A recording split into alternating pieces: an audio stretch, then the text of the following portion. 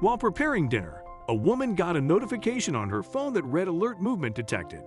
She quickly rushed to her baby's room to see what had happened unaware. She would see an unknown girl sitting next to her son Cynthia, never skipped her nighttime skincare routine.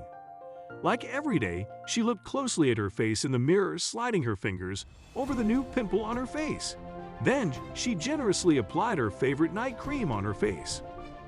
While still looking at her reflection, I could have never imagined using these expensive creams and serums 5 years ago, since they thought after her parents passed away in a car accident when she was 10. She lived in a foster home with other orphan children living. There wasn't a pleasant experience, but it made her realize she needed to work hard. She didn't want to spend the rest of her life in poverty. At 2'9", Cynthia was running one of the best clothing lines in town, which helped her elevate her lifestyle. She now lived in the city's most expensive area and had enough money to shop without worrying about the price tags.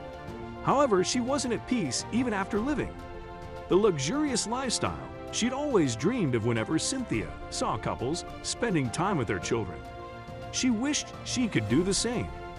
She yearned to have a big family after she lost hers at a young age. Will I ever find true love? Cynthia often wondered. She dated many men, but none of them impressed Lester. Some never wanted to have children, while others weren't ready to marry her. Cynthia's work helped her divert her mind from the things she yearned for. She worked hard to improve her clothing line, so she often met investors in business meetings. During one such meeting, Cynthia's assistant introduced her to Stuart, a handsome young man who earned a lot of money at a young age. Cynthia thought he wasn't like the other men she'd met. There was something different about him. Soon, Cynthia and Stuart became friends and met outside business hours. They shared many common interests, including the desire to have a big family. After spending months getting to know Stuart, Cynthia decided she wanted to marry him, going against the norm. She proposed to him, and to her surprise, he agreed. "I had no idea you'd say yes so easily," she said jokingly. "Well, Cynthia, who could say no to a beautiful girl like you?" Stuart replied, "I'm ready to spend the rest of my life with you." Cynthia and Stuart tied the knot without wasting any more time, but the couple had no idea how things would soon take an unexpected turn. A month after their marriage, they began trying for a baby, but Cynthia would have a miscarriage every time. She'd conceive soon. The doctors told her she couldn't be a mother, but they suggested she adopt. After all, her goal was to have a big family, and she didn't mind raising a child who craved maternal love. However, Stuart didn't want to adopt children. "I want my own babies," he would say every time Cynthia talked about adoption. He wouldn't listen to her, even as she tried to explain how adopting a baby would benefit them in multiple ways. One day, Stuart returned from work and told Cynthia he wanted to talk to her. The couple had been arguing about adopting children for the past few weeks and couldn't agree on anything. "I don't think it's working between us," Stuart said.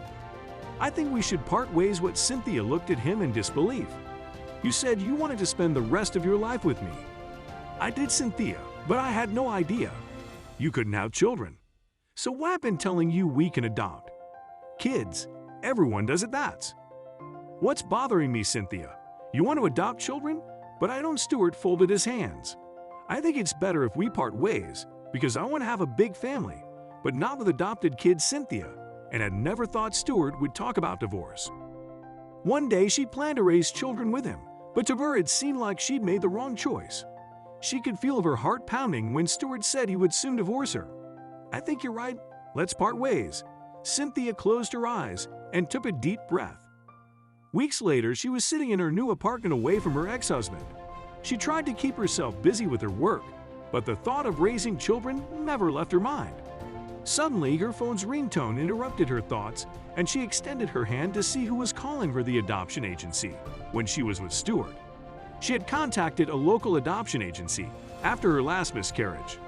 "Hello, am I speaking to Cynthia?" The lady, on the other hand, asked. "Yes."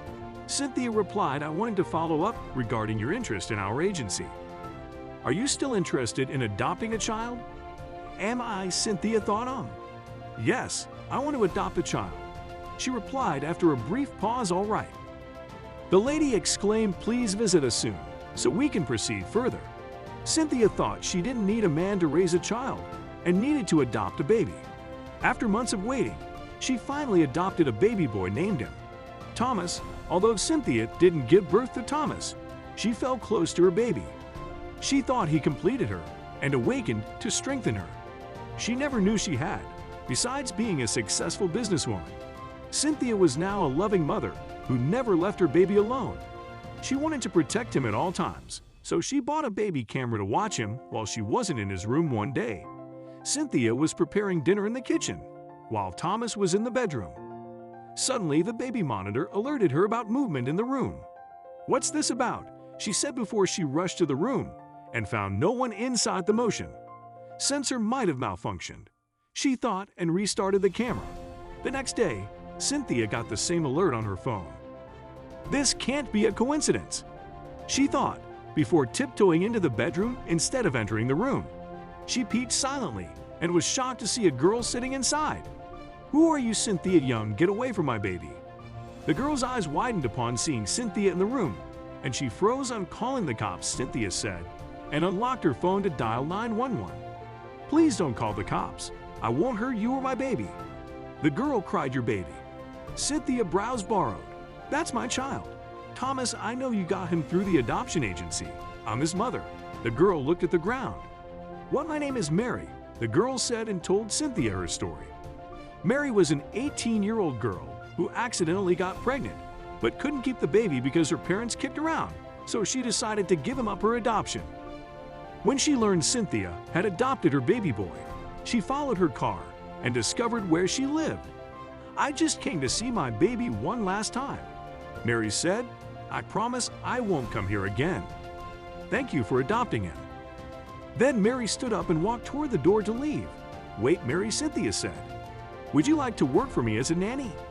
This way you can stay with your baby, earn money, and have a safe living space." Mary's eyes sparkled upon hearing Cynthia's job offer. "I can do that," she replied soon. Mary began working as a nanny for Cynthia and took care of Thomas years later. The birth mother saved enough money to buy her a studio apartment, but visited her son frequently. "Will you be Thomas's godmother, Cynthia?" asked Mary. Once sure, Mary chuckled and hugged her son.